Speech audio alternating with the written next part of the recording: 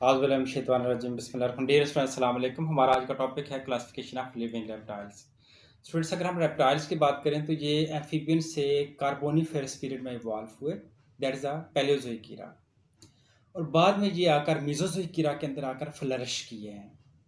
तो एक वक्त था जब रेप्टाइल्स के तकरीबन 17 ऑर्डर्स प्रेजेंट थे और वो पूरी अर्थ के ऊपर डोमिनेट कर रहे थे। They were dominating the water, they were dominating the land, they were dominating the air. तो इस तरह से हर तरह के इन्वायरमेंट के अंदर वो डोमिनेट कर रहे थे। फिर with the passage of time इसमें एक्सटिंक्शन आई, डाउनफॉल आया। उसमें जो बड़े बड़े ग्रुप्स थे जैसे डायनासोर्स वगैरह थे वो सारे सारे एक्सटिंक्ट करके लिविंग रेप्टाइल्स को 4 बड़े ऑर्डर्स में डिवाइड किया जाता है और इनकी तकरीबन 10 to 11,000 स्पीशीज जब वो सर्वाइव कर रही है। सबसे पहला हमारे पास है ऑर्डर टेस्टोडॉन्स, सेकंड वन है ऑर्डर रिंकोसिफेलिया, थर्ड वन हमारे पास ऑर्डर स्केमेटा है, and fourth one is the order Crocodilia. सबसे पहले हमारे पास है ऑर्डर टेस्टोडॉन्स। टेस्टोडॉन्स को ऑर्डर किलोनिया भी कहा जाता है। टेस्टोडॉन्स लैटिन लैंग्वेज का वर्ड है, जबकि किलोनिया ग्रीक लैंग्वेज का वर्ड है। दोनों का मतलब टॉर्टॉइस होता है। तो इस तरह से ऑर्डर टेस्टोडॉन्स के मेंबर्स में टर्टल्स और टॉर्टॉइस आ जाते हैं। इनकी तकरीबन 356 स्पीशीज रिपोर्टेड हैं। टेस्टोडॉन्स की खास बात इनका शेल है। इनके शेल के दो हाफ्स हैं। द अपर हाफ को हम कैरापेस बोलते हैं, lower one is called the plastron. Carapace basically ये वर्टेब्री, रिब्स और डर्मल बोन के फ्यूजन से बनता है। इसके अलावा इसमें क्रेटिन प्रोटीन मौजूद होती है। जबकि जो लोअर हाफ है that is the called the plastron, इसमें पेक्टोरल गिल्ड्स और डर्मल बोन्स होती हैं और इसमें भी क्रेटिन पाई जाती है। ऊपर और लोअर हाफ बोन्स के अलावा क्रेटिनाइज होते हैं, ये क्रेटिन स्ट्रक्चर है। दोनों हाफ साइड्स के ऊपर जो शेल्स हैं एक दूसरे कनेक्टेड होते हैं और इसमें बाकायदा थोड़ी फ्लेक्सिबिलिटी होती है एंड्स के ऊपर, जिसकी वजह से जो एंड्स हैं वो थोड़े से रेज्ड होते हैं। टेस्टोडॉन के मेंबर्स को अगर हम देखें तो इनके शेल से बाहर इनकी लेग्स और नेक रीजन होता है। इससे जब भी कोई इनको खतरा होता है तो ये फौरन अपनी लेग्स को और हेड रीजन को जो है विदड्रॉ करते हैं शेल के अंदर। टेस्टोडॉन्स की जो नेक होती है उसमें तकरीबन 8 वर्टेब्री पाई जाती हैं। इसलिए जब ये शेल के अंदर विदड्रॉ करते हैं तो एस शेप के अंदर जब वो क्लोज हो जाती हैं शेल के अंदर जाकर। अगर हम टर्टल्स की एवरेज लाइफ की बात करें तो तकरीबन 14 ईयर्स तक सर्वाइव करते हैं, जबकि ये अपनी ज़िंदगी जब 7 या 8 ईयर्स के होते हैं तो सेक्सुअली मैच्योर हो जाते हैं। अच्छा, नेचुरल इन्वायरमेंट के अंदर एवरेज लाइफ ये है। कैप्टिविटी में इनकी लाइफ जो है वो इससे कई गुना से ज़्यादा हो सकती है। जैसे इस वक्त जो सबसे लॉन्ग लाइफ एनिमल अर्थ के सर्वाइव कर रहा है वो भी एक टॉर्टॉइस है, जोनाथन टॉर्टॉइस है, जिसकी एज तकरीबन 187 ईयर से ज़्यादा है। या फिर कुछ जैसे टॉर्टॉइस गैलापेगोस के टॉर्टॉइस हैं, उनकी एज जो है वो 100 ईयर से ज़्यादा होती है। सारे के सारे टर्टल्स जो हैं दे आर ओविपेरस। ये अपने एग्स जो है अपने सॉइल के अंदर सैंड्स वगैरह के अंदर जो बीचेस के ऊपर जाकर ले करते हैं। आमतौर पर ये 5 से 100 एग्स के क्लचेस को ले करती है फीमेल, उसके बाद उसको सॉइल के अंदर भरी कर देती है। There is no parental care, कोई पेरेंटल केयर नहीं है। वहीं आहिस्ता आहिस्ता जो है वो जो एग्स हैं उनके अंदर डेवलपमेंट होती रहती है। एग्स की डेवलपमेंट 4 वीक्स से लेकर 52 वीक्स तक टाइम ले सकती है, यानी 1 माह से लेकर 12 मंथ टाइम के दौरान डेवलपमेंट होती है। हैचिंग के बाद बिकॉज कोई पेरेंटल केयर नहीं है तो उसके बाद ये अल्टीमेटली खुद ही वाटर की तरफ मूव करना शुरू कर देते हैं। इनकी स्लो ग्रोथ होती है, पेरेंटल केयर नहीं है, इसकी वजह से इनको बहुत ज़्यादा जो प्रिडेशन का खतरा रहता है। तो ह्यूमन ने चूँकि बीचेस वगैरह को ऑक्यूपाई किया, बहुत ज़्यादा इनके हैबिटेट को डिस्टर्ब किया है, जिसकी वजह से इनकी जो ओवरऑल पॉपुलेशन है वो डिक्लाइन का शिकार है। लिविंग रेप्टाइल्स में हमारे पास दूसरा ऑर्डर है order rhynchocephalia. Rhynchocephalia means snout head animals. Rhynchocephalia में सिर्फ एक ही स्पीशीज है, दैट इज द टुआटारा, और ये न्यूजीलैंड के अंदर सर्वाइव कर रही है। टुआटारा के दो बड़े फीचर्स हैं जो उसको बाकी रेप्टाइल से जुदा करते हैं। इसमें सबसे पहला है इसके अपर जॉ में 2 रोज ऑफ टीथ की 2 रोज पाई जाती हैं, जबकि बाकी तमाम रेप्टाइल्स में अपर जॉ में 1 रो होती है। इस तरह से टुआटारा का दूसरा इंपॉर्टेंट फीचर है इसके हेड रीजन में पैराइटल आई का मौजूद होना। तो इसकी आई में बाकायदा लेंस मौजूद होता है। तो पैराइटल आई का बेसिक फंक्शन होता है लाइट और शेड में उसको डिफ्रेंशिएट करने में हेल्प आउट करना। टुआटारा आमतौर पर बरोज के अंदर रहते हैं और ये डाउन और डस्क के टाइम, यानी या सुबह और शाम के वक्त ये बाहर आते हैं और आकर डिफरेंट इंसेक्ट्स को प्रे करते हैं, उसको खाते हैं। इसके अलावा अगर इनको कोई सूटेबल साइज का वर्टिब्रेट मिल जाए, कोई बर्ड, कोई मैमल मिल जाए, तो ये उसको भी फीड कर लेते हैं। रेप्टाइल का तीसरा हमारे पास ऑर्डर स्क्वेमेटा है। Order Squamata it is also the second largest order of animal kingdom, कि एनिमल किंगडम में ये सेकंड लार्जेस्ट ऑर्डर है, जिसके अंदर तकरीबन मोर देन 10,000 रेप्टाइल की स्पीशीज एग्जिस्ट करती हैं। ऑर्डर स्क्वेमेटा को आगे फर्दर 3 बड़े सब ऑर्डर्स में डिवाइड किया जाता है, जिसमें हमारे पास सबसे पहले सब ऑर्डर सॉरिया है, फिर हमारे पास सब ऑर्डर सरपेंट्स है, और तीसरा हमारे पास सब ऑर्डर एम्फिसिबियनिया है। सबसे पहले हम बात करेंगे सब ऑर्डर सॉरिया के अंदर। सब ऑर्डर सॉरिया के अंदर लिजर्ड्स मौजूद हैं, तकरीबन 7,000 के करीब स्पीशीज इसके अंदर रिपोर्टेड है। लिजर्ड्स के इंपॉर्टेंट कैरेक्टर्स में 2 pair of limbs, 2 pair of limbs यानी 4 लेग्स मौजूद होती हैं। कुछ लिजर्ड्स होती हैं जो लिम्बलेस होती हैं। सेकंड इंपॉर्टेंट फीचर ये है कि लिजर्ड के जाज जो हैं वो एंटीरियरली अटैच होते हैं, जिसकी वजह से अपने माउथ को वाइड ओपन नहीं कर सकती हैं। लिजर्ड्स की अगर हम हैबिटेट की बात करते हैं तो ये आमतौर पर सरफेस के ऊपर, रॉक्स के ऊपर, या फिर बरोज में, या फिर इसके अलावा कुछ जो है वो ट्री डिवेलर्स हैं, वो ट्रीज वगैरह के ऊपर रहती हैं। लिजर्ड की अगर हम साइज की बात करते हैं तो ज़्यादातर लिजर्ड जो है वो फ्यू सेंटीमीटर्स होती हैं, लेकिन चंद एक लिजर्ड जो है वो लार्ज साइज की हैं, तो देयर साइज में भी अप टू 3 मीटर्स। जैसे अगर हम कोमोडो ड्रैगन की बात करें तो ये काफ़ी लार्ज साइज की होती है। रिप्रोडक्शन की अगर हम बात करते हैं तो ज़्यादातर लिजर्ड जो है वो ओवीपेरस है, मीन दे ले एग्स। कुछ लिजर्ड जो है वो ओवोविपेरस हैं। ओवोविपेरस ऐसी लिजर्ड, ऐसे एनिमल्स होते हैं जिनके एग्स को बॉडी के अंदर ही रखा जाता है, लेकिन मदर न्यूरिशमेंट प्रोवाइड नहीं करती है। इससे कुछ लिजर्ड्स हमारे पास हैं, they are the viviparous, means ऐसे लिजर्ड्स हैं जिसमें यंग वंस को बॉडी के अंदर रखा जाता है और मदर उनकी बाकायदा न्यूरिशमेंट भी करती है, और उसके बाद उसकी डेवलपमेंट कंप्लीट होने के ऊपर बर्थ होती है। लिजर्ड्स की फेमस एग्जांपल हमारे पास जिकोस एंड इग्वानास हैं। जिकोस दे आर द वाल लिजर्ड्स। वाल लिजर्ड्स को अगर हम देखें, नॉर्मली ये हमें शाम को घरों में रात के वक्त नजर आती हैं, नॉकटर्नल इन बिहेवियर होती हैं।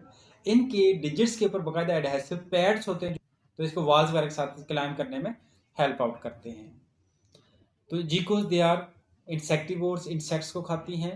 प्रोड्यूस क्लिकिंग साउंड्स, तो क्लिकिंग की आवाज़ जो है वो प्रोड्यूस कर सकती हैं। इसका मतलब यह है कि वे सुनती भी हैं। इसके अलावा इनका लार्ज पीपल होता है, बट डे टाइम के ऊपर या जब लाइट इंटेंसिटी ज़्यादा होती है तो पीपल कॉन्ट्रैक्ट करता है, जिसकी वजह से सिर्फ स्लिट लाइट ओपनिंग बाकी रह जाती है। लिजर्ड का सेकंड इंपॉर्टेंट ग्रुप हमारे पास इग्वानास हैं। इग्वानास हमारे पास मैरीन इग्वानास हैं, फ्लाइंग ड्रैगन्स हैं और कैमिलियंस हैं। तो marine iguanas of Galapagos which are very famous, बड़े फेमस हैं, और ये हर्बीवोर्स हैं। इस तरह से हमारे पास सेकंड आ जाते हैं flying dragons. Flying dragon south East Asia में पाए जाते हैं, और फ्लाइंग ड्रैगन की खास बात ये होती है कि इनकी रिब्स एक्सपेंडेड होती हैं और इनके बकायदा स्किन फोल्ड पाया जाता है। जब ये किसी हाइट से जंप करती हैं ट्री वगैरह के ऊपर से, तो रिब्स जो है वो एक्सपेंड हो जाती हैं, अम्ब्रेला की तरह ओपन हो जाती हैं, तो ये ग्लाइड करती है तकरीबन 30 मीटर तक जो है वो जा सकती हैं। ओके, इग्वानास का तीसरा बड़ा ग्रुप हमारे पास कैमिलियंस हैं। कैमिलियंस अफ्रीका और एशिया में पाए जाते हैं। क्योंकि कैमिलियंस आमतौर पर ट्रीज के ऊपर रहते हैं, यानी इनका आर्बोरियल हैबिटेट है, तो ये आम they are famous for changing their colour pattern, यानी ये अपना colour green, yellow, red, orange, तो सर डिफरेंट स्किन के ऊपर कलर पैटर्न जो है वो अपीयर होते हैं। इसकी वजह यह कि इनकी स्किन में क्रोमैटोफोर्स पाए जाते हैं, तो कलर पैटर्न इनको कैमोफ्लेज में हेल्प आउट करता है। ट्रीज के अंदर जो है वो प्रेडेटर्स को इतनी आसानी से नजर नहीं आते। तो कैमिलियन की जो टंग है वो उनकी अपनी बॉडी लेंथ से ज़्यादा होती है, तो बड़ी स्टिकी टंग होती है, जो दूर से इंसेक्ट को भी एक खास डिस्टेंस से बैठे हुए इंसेक्ट को कैप्चर कर सकता है। कैमिलियन की दोनों आइज इंडिपेंडेंटली मूव करती हैं, तो इस साथ जैसे ही इसको कोई प्रे नजर आता है तो फिर दोनों आइज से एक जगह पे फोकस कर लेता है, और इस से बड़े एक्यूरेसी के साथ अपने जो इंसेक्ट्स या जो होगा उसको कैप्चर कर लेता है। कैमिलियन से मिलती जुलती एक स्पीशीज एनोलिस। एनोलिस को आमतौर पर पेट कैमिलियन भी कहा जाता है, हालांकि ये ट्रू कैमिलियन नहीं है। लिजर्ड की सिर्फ 2 स्पीशीज ऐसी हैं जो कि वेनमस से रिपोर्टेड हैं। इसमें हमारे पास एक गीला मॉन्स्टर है और दूसरी है मैक्सिकन बीटेड लिजर्ड्स। अच्छा, ये दोनों जो स्पीशीज हैं ये अमेरिका में रिपोर्टेड हैं, और इनके जो वेनम इंजेक्ट करने का पैटर्न है वो ये है कि इनकी टीथ की ग्रूव्स के ऊपर रिलीज होता है, जिसकी वजह से जब प्रे इनके माउथ में होता है तो Aahista Aahista venom teeth groove से रिलीज होगा, प्रे के अंदर इंजेक्ट होगा, और अल्टीमेटली प्रे जब उसकी डेथ हो जाएगी, जिसकी वजह से उनको फीडिंग में आसानी रहेगी। ऑर्डर स्केमेटा का सेकंड सब ऑर्डर सर्ब ऑर्डर सरपेंट्स हैं, दे आर स्नेक्स की हम बात करें तो अबाउट 3500 स्पीशीज रिपोर्टेड हैं, जिसमें तकरीबन 500 के करीब जो है वो वेनमस स्पीशीज हैं, इसलिए हम कह सकते हैं कि तकरीबन 1/6 या 1/7 जो स्पीशीज हैं स्नेक्स की वो वेनमस हैं, जबकि majority of the snakes they are non venomous. लेकिन अगर हम वर्ल्ड वाइड देखें तो एनुअली 81,000 से 135,000 डेथ्स जो हैं वो स्नेक बाइट की वजह से हो जाती हैं, और ज़्यादातर जो बाइट्स हैं वो they are reported from South East Asia. Snakes की बॉडी की अगर बात करते हैं, इलांगेटेड बॉडी है इसकी, लिम्स नहीं होती हैं, लेकिन कुछ स्नेक्स ऐसे हैं जिसके अंदर बाकायदा पेल्विक गिल्ड्स मौजूद हैं। ये शो कर रही पेल्विक गिल्ड्स वो बोन्स होती हैं जहाँ से लेग्स अटैच होती हैं।